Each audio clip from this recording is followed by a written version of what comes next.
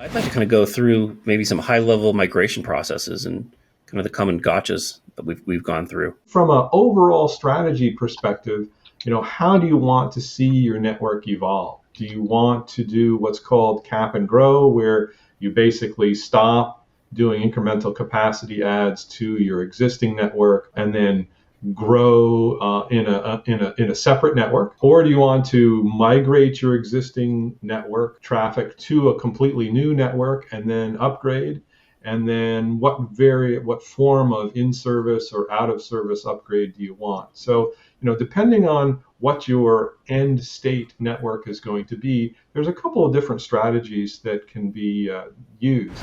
I'd say that, the biggest takeaway in terms of the challenge, if you will, is that there's a number of different options. There's not one size fits all. And probably even more importantly, from a planning perspective, you don't have to do everything at once. You really can do a migration, do the important parts first, and then space it out over time, really, to make it a tractable problem, right? Yeah, that's pretty good. I really like having the multiple strategies to go into it, so it's not just a hard way of doing it. Whatever the customer kind of needs and what the outcomes need to be, we can be accepted to that and roll into a strategy that meets that. So Jim, do you have a couple slides that we can look through to walk us through that migration strategy? In terms of an overall blueprint, these are kind of the steps that we see. As I talked about earlier, first and foremost is to set the overall strategy in terms of where you want to get to. And then once you understand where you want to get to in terms of what kind of capacities you need and what kind of overall services that you want, whether it's going to be in service or out of service or cap and grow, or the various overall evolution strategies that I talked about. You want to set that up first. Then there's an evaluation phase that happens where you're basically now looking at the current state of the network, where you want to go, and what individual steps you want to take. We go through a planning process. And once that's done, of course, the execution process, and typically that goes through a number of different phases. And finally, we, of course, close out, do any upgrades to the OSS and BSS software, decommission any old gear that's no longer being used, pull it out of the network, and then enablement, which is training, et cetera. So about a 5-6-step process that we go through. And when we do that, what we see is probably the most important part of the process is the planning that gets done up front. When you do the appropriate strategic planning and avoid jumping straight into implementation, which some customers want to do, but if you really do the planning piece up front, we found that pretty much every dollar spent on planning can save you 3 to 5x in execution costs and substantial amounts of money in CapEx, because you're not buying equipment maybe that you didn't need or buying, heaven forbid, buy the wrong equipment. So that's probably the most important part of the overall multi-step process that we go through. Brian, you want to talk about some specific examples that you've seen? Yeah, and then the planning piece up front is very, very important. We've run into that where customers do want to just hurry up and start installing. And we find that if you take the time up front and plan for it, you don't miss as many things. So what we do is, after we've done that initial planning and engineering, we collaborate directly with the customer on a weekly basis to identify issues. With Ciena, our customers and us, it allows us to identify problems early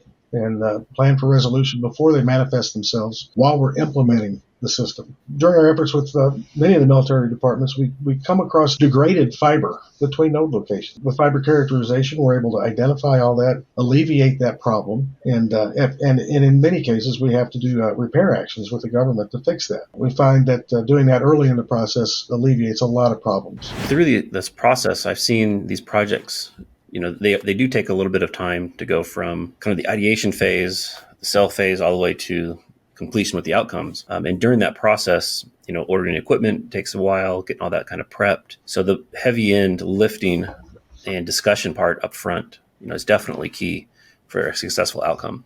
So there's a lot of work to do, especially when you're talking about HVAC, power requirements, things of that nature, when you're kind of bringing in to do a redo and make sure that you have everything that you need for a successful outcome when you actually do the cutovers. So there's a lot of work to do in these types of projects.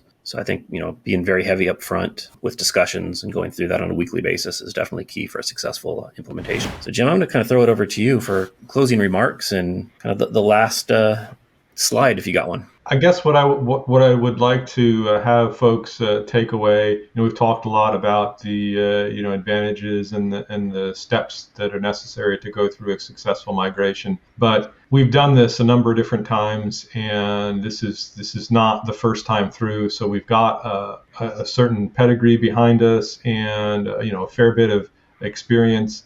And that translates into very good success metrics that we've had. In the first case that we talked about here, we've had customers who've tried to do migrations like this and have had difficulty and had to back off. And we've been able to come in with the process that we've talked about and help them do fairly substantial migrations. The first one was, 23 something odd over OC48 services, a number of different digital cross connects or DACs, and compared to where the customer was originally, we were able to do it probably half again as quickly.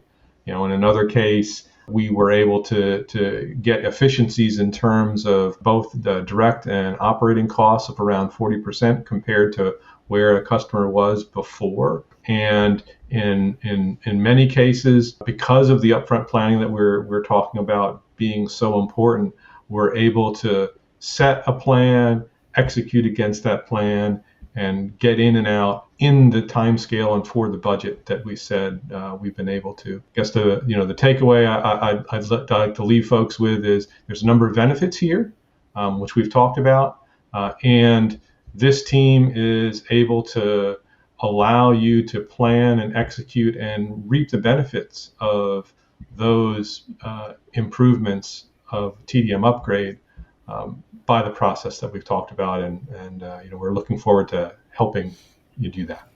Julian, I think we talked about a lot of good stuff here, so I'm going to hand it back to you. Yeah, that was extremely informative, and I want to encourage everyone to check out the description below. We'll have information for how you can contact C1 Government Solutions and engage Ciena for these kinds of projects. Also, subscribe to the channel because we have a lot more information like this posted before and that we'll be posting in the future. And also a link to the podcast. Thanks, everybody, for your time today, and we'll see everybody soon. Sure, Julian. Thanks so much.